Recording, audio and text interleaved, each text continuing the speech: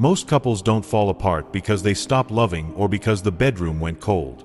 They fracture because they stop doing one tiny life-saving habit. They stop moving toward each other every day in small ways. When micro-connection fades, love starts shallow breathing. That's the clinical truth. Ask yourself, when did the two of you stop holding eye contact for a beat longer? Stop turning your torso toward one another. Stop setting the phone face and saying, "Tell me everything?" Non-verbal signals, angled shoulders, skimming eyes, clipped breaths, are the map of your hidden dynamic. If you don't read the map, you get lost inside the house. Mini reveal, what kills the relationship is not sex, it's the missed bids for connection, and the failure to turn toward them. A sigh, a clumsy joke, a touch on the forearm, each is a doorbell. When the other person doesn't answer, the toxic pattern bootstraps itself. Protest on one side, retreat on the other. This series starts clinically, not cynically. We'll name the lies couples tell to stay safe. We'll trade the comfort for clarity, repair, and a return to being in each other's line of sight. Here is what it looks like in real homes. Arguments repeat about money, chores, screens, in-laws, bedtime. The topics rotate, the ache does not. One partner thinks, if I say it perfectly, they'll finally get it. The other thinks, if I stay quiet, this will pass. Both are telling themselves a lie, that the content is the problem. Clinically, what I see is a loss of moment-to-moment attunement, missing each other's small doorbells all day, then hoping a single big talk will fix the climate. Symptoms show up early in the body before they enter the words. Shoulders angle away mid-conversation.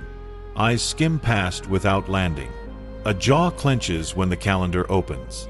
Fingers retreat when the other reaches. Breath becomes shallow, desynchronized. The room feels crowded by two phones face down like small walls. Replies shrink into logistics. What's the plan? Did you pay? When's pickup? Living becomes a project. The relationship, a shared inbox. Mini reveal. Most couples think they fight about sex, money, or time. They're fighting about recognition. Do you see me when it's inconvenient? When the answer is uncertain, the nervous system defaults to protest or retreat. Protest sounds like rapid-fire questions, sarcasm, scorekeeping. Retreat looks like silence, monotone, staying busy, going to bed early. Both are survival moves, not character flaws. Another pattern, postponing repair. We'll talk on the weekend. By then, the story has hardened. Each partner consults a private courtroom of memories, selecting exhibits that prove the other is unsafe. The next disagreement inherits last week's verdict, plus interest. And here is the stealthiest symptom. The pair stops laughing at small absurdities. The inside jokes evaporate. Humor is micro-attunement disguised as play. Without it, the nervous system has nowhere soft to land. You can still live together, parent together, even plan vacations, yet feel invisible, unchosen, and perpetually one conversation behind. This looks ordinary, yet it steadily erodes attachment and safety. The one thing couples stop doing that kills the relationship is micro-attunement, creating and responding to bids for connection, and repairing quickly when those bids misfire. It is not dramatic. It is not Instagrammable. It is a daily posture of turning toward. When partners stop doing it, they don't just lose romance. They lose the nervous system permission to relax in each other's presence. Behaviorally, here's the slope. A bid appears, look at this meme, my boss was weird. A sigh, a shoulder drop, a tentative forearm touch. If the partner turns toward, eye contact, a soft, tell me more, a leaning in gesture, the bid lands and the body settles. If the partner turns away, no response, a distracted, aha, a micro flinch, the bid registers as mild rejection. One miss doesn't matter. 20 misses in a day retrain the attachment system to brace. Attachment style shapes the choreography. Anxiously attached partners escalate bids into protest when they sense distance. More questions, sharper tone, looping stories. Avoidantly attached partners downshift into minimalism when they sense demand. Fewer words, flatter effect, tighter posture. This duet, protest left-right arrow retreat, is not moral, it's mechanical. Both partners are trying to protect their core need, recognition for the anxious, autonomy for the avoidant, by using strategies that accidentally deprive the other of theirs. Mini reveal: content fights, sex, money, time are often cover stories for an attunement deficit. When recognition drops below a certain threshold, the brain recruits old, efficient patterns, scorekeeping for the anxious, stonewalling for the avoidant, to conserve energy. The couple then debates facts, while the body is pleading for safety cues. Clinically, I don't just listen to words. I watch latency and micro-angles. Does the reply come within 2 seconds when the partner displays distress? Do shoulders rotate even 10 degrees toward the speaker? Do feet point to the door? Is the breath synchronized during hard topics? Does the hand stay open on the knee or curl into a fist? These nonverbal metrics predict whether repair attempts will land. If the body won't orient, the language can't carry. Self-deception keeps the pattern running. "We're just busy" is often a socially acceptable alias for "we've stopped making micro-priorities." "I'm keeping the peace" can mask "I'm avoiding my shame" response. "We'll talk later" means let the story harden, then we'll argue with exhibits. Each statement protects the speaker from discomfort now while taxing the bond later with interest. Here is the hinge. Healthy couples are not those who never rupture. They are the ones who repair fast. A 90-second repair, naming the pattern, owning your slice, making a small ask, changes the climate more than a 3-hour summit with perfect arguments. Why? Because repair reintroduces safety cues that the body trusts. Warmth of tone, lowered shoulders, slowed breath, an authentic "I'm sorry," and a concrete next step sized for today. Another mini reveal: laughter and inside jokes are not decoration, they are stealth repairs. Shared humor metabolizes arousal and resets orientation toward each other. When it disappears, arousal has no vent. The couple becomes a project management unit, efficient, unfun, brittle.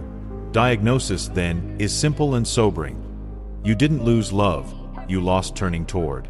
Without micro-attunement, every topic inherits the emotional debt of the last one. With it, even hard topics become bearable because the body recognizes home. Let's make this practical.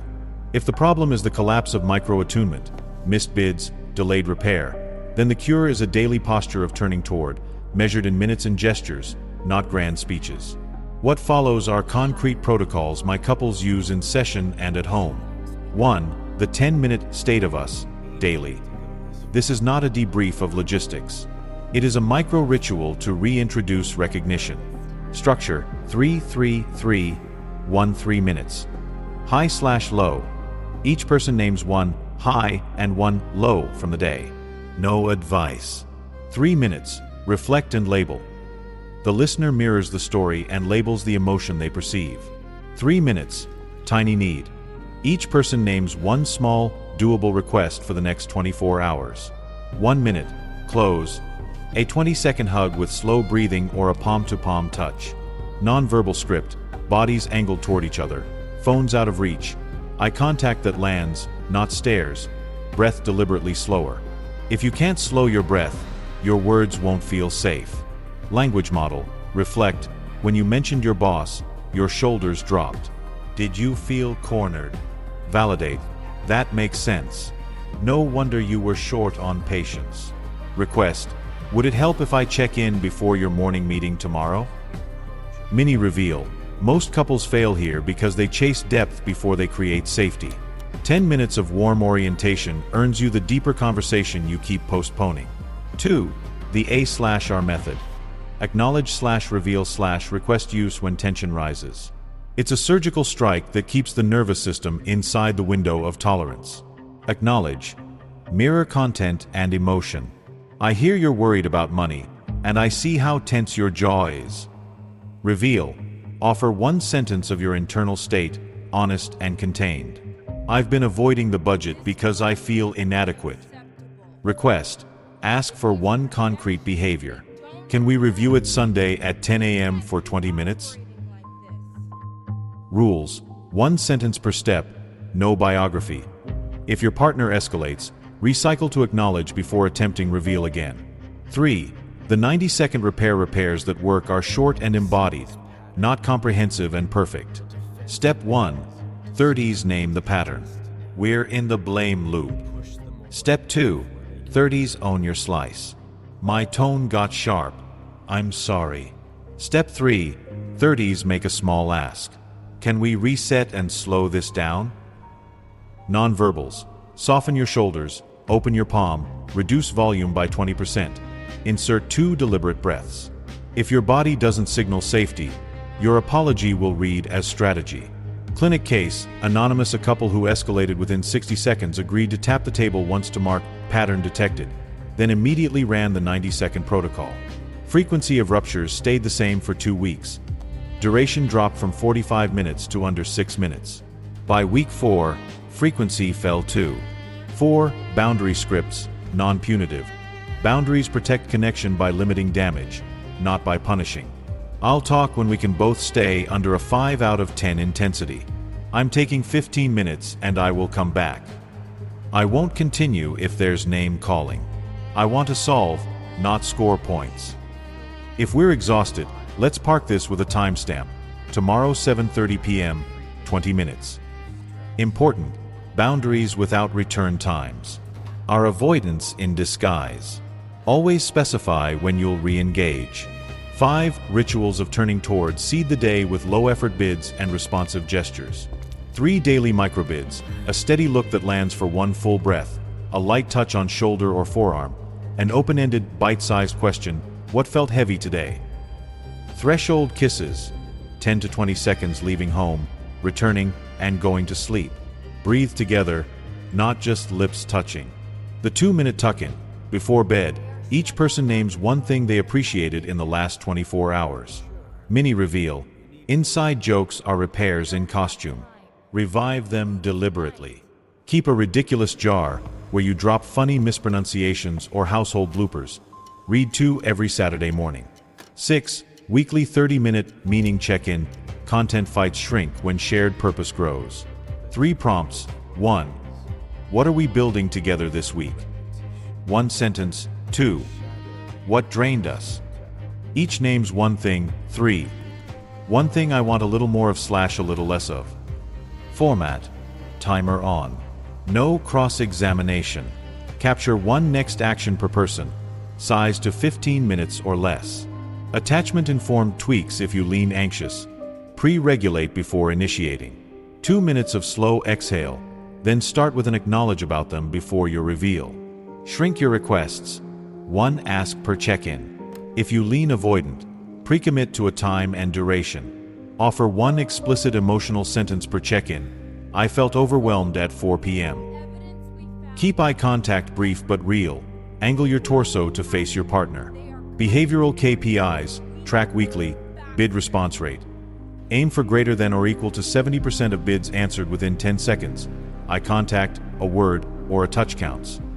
Repair latency. Keep time to repair under 24 hours.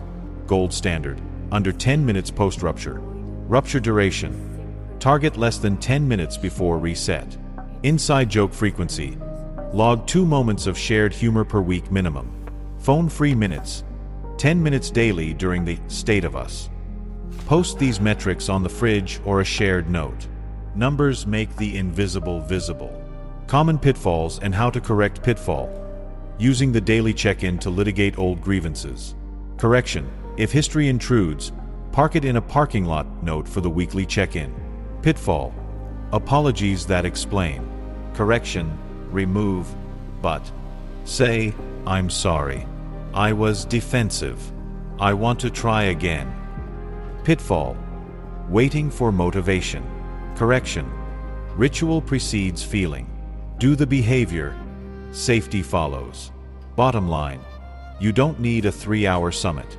You need 1,000 small turns. When partners create and answer bids, and repair within minutes instead of days, the body relearns that home is a person, not a place. The climate changes first, then the content. Sex often improves, yes, but as a byproduct of safety, not a substitute for it. Here's the naked truth. Love rarely dies from lack of fireworks. It dies from the quiet extinction of small turnings toward unanswered doorbells, unacknowledged sighs, unreturned glances. When those micro moments vanish, the body stops believing it is safe to land. Everything else, sex, money, calendars, starts borrowing fear from that deficit. You have a clinical choice: the short-term comfort of avoidance or the short-term discomfort of telling the truth and repairing in real time. Avoidance soothes now and taxes later, with interest. Truth stings now and heals fast, because it reintroduces safety signals the nervous system trusts: warmth of tone, orienting posture, slower breath, clear limits, concrete next steps. Mini reveal: attunement isn't a personality trait, it's a trainable skill. Couples who practice 10 minutes a day change their emotional climate within weeks.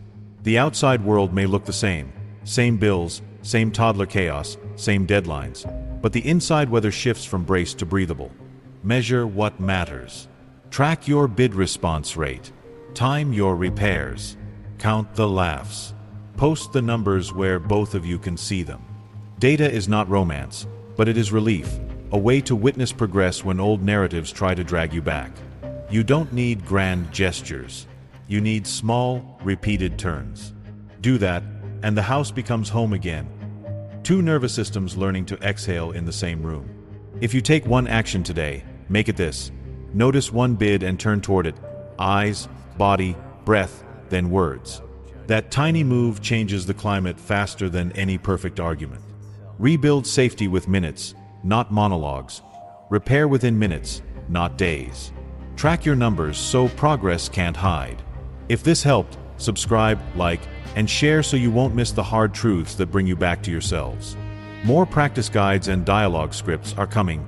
Clear, usable, clinical. Clarity is a habit. Start it now, together.